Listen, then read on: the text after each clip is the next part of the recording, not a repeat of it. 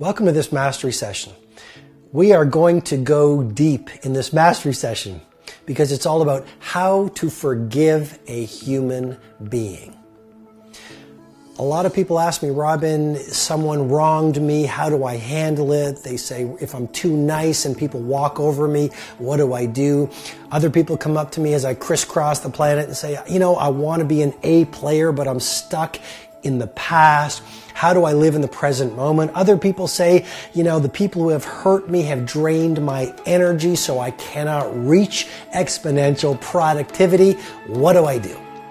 Well, the reality is, if you go through life, you're going to be hurt. The reality is, every single one of us as human beings has our weaknesses, and we do the best that we can do based on where we are at in our level of consciousness and in our level of humanity. And so if someone has hurt you, we've all been hurt. If someone has hurt you, please, first of all, just remember, they were doing the best that they knew how to do based on where they are at in their journey through life. So forgiving them is something that not only do they deserve, but forgiving them is a gift you give yourself. I once heard someone say, when you're going through life, not having forgiven someone that has really hurt you, it's like you're carrying that person through life on your back. How can you be creative? How can you optimize your productivity? How can you be a leader without a title? How can you do iconic things in your marketplace if you are carrying another human being, metaphorically speaking, on your back? And so what I wanted to do in this mastery session to be of service to you is to offer you 4 ideas that will help you forgive other human beings. Number 1, feel versus repress. So let's say someone has really hurt you. Let's say someone has betrayed you. Let's say someone has been dishonest to you, and you're really incredibly hurt by it. What do most people do? They escape. And this is very powerful. So please be with me on this, because most people, what they do is they escape from the feeling. They're feeling pain. They're feeling anger. Maybe you're feeling rage. And society says to us, don't feel the feeling. Well, here's what it does. If you don't feel the feeling, you will repress the feeling into your subconscious. Carl Jung called it the vast unconscious. And the more you repress the anger, the more you repress the hurt, the pain, the shame, the guilt, the more you will operate under a condition that psychologists call projection. And then you will go forward into your life, but you really won't go forward. You will be stuck in the past. All the pain of the betrayal, all the anger from that person who hurt you that you haven't forgiven is still within you. You've just repressed it. And then you start seeing a reality born of pain.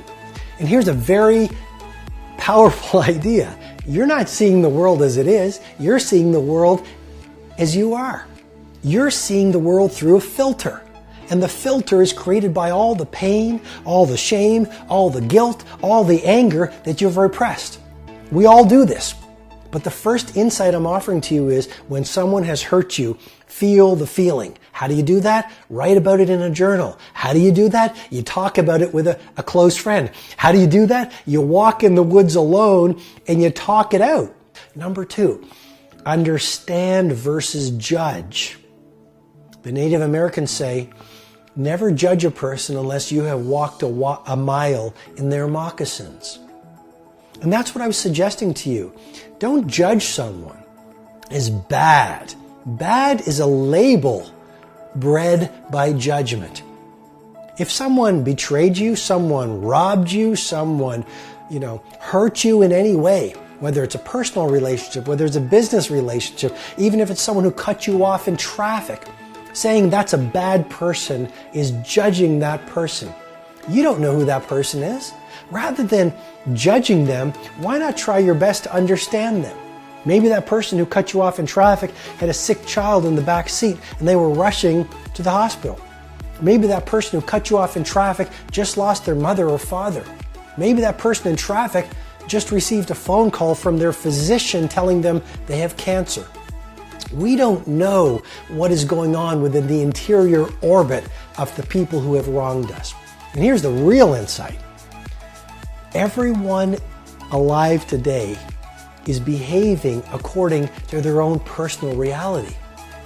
I mean, if someone did something to you because they thought you were not being nice to them, or they thought you were being dishonest to them, or you thought you were not following through on your commitments to them, that person has created their own story, their own reality, their own narrative about the way the world is working.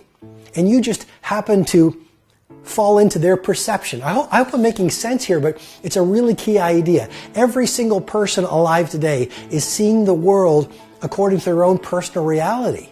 And if they attacked you, it's because they truly believe that you were doing something that deserved them to attack you. And it might have been totally false. Or maybe some of what you were doing wasn't really healthy behavior. But they reacted based on their best understanding of reality. They were stuck on their assumptions. They were stuck in their core beliefs. They were stuck in their own pain. And so why judge them? We really can't say they were bad people or dishonest people. Let's understand them. The third thing when you forgive another human being, communicate versus condone. I mean, you never want to condone unhealthy behavior. What I'm suggesting to you is communicate with that person. Speak up. I once saw a car drive by with the bumper sticker, "Speak your truth even when your voice shakes." I mean, it takes a lot of bravery to speak your truth when you're upset. But actually, that's a sign of leadership. That's a sign of good communication. That's a sign of self-respect. And so the third thing you want to do is someone has hurt you, you want to speak up and say, when you did this, this is how I felt. When you did this, you crossed a boundary that's important to me. Don't judge them, don't attack them, but communicate. And the more you communicate, the more you'll build intimacy, or maybe you won't build intimacy. Maybe they won't understand it. Maybe they'll feel upset. And you'll just realize that might not have been a person that you want to fill your life with. I'm just encouraging you on this third point. When you want to forgive someone, speak your truth. Tell them how you feel. Tell them what you have observed. And that communication is going to release the energy of maybe it's anger, maybe it's hurt. It's going to get it out of your system, and it's also going to teach someone how to treat you. Because through our words and our communication, we teach people how to treat us. And then the final thing when it comes to forgiveness is release versus repress. You don't want to live in the past. I mean, the present moment is where creativity, energy, peak health, exponential productivity, and miracles live. I mean, a lot of people, what do? They live in the past. They say, I could be great, but I went through a divorce 15 years ago.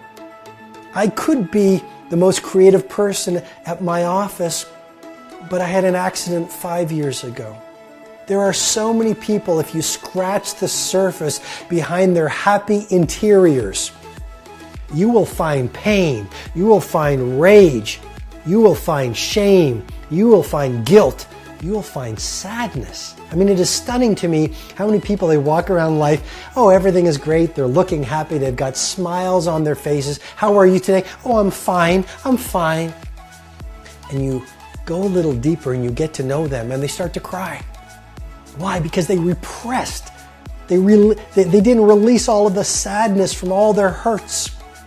And so now they're in the present moment, but they're not in the present. They're living in 1944, figuratively speaking. They're living in their history versus living in the moment. Because if you live in the moment and you release what happened to you in the past, then you really are creating your future. And that's my great wish for you.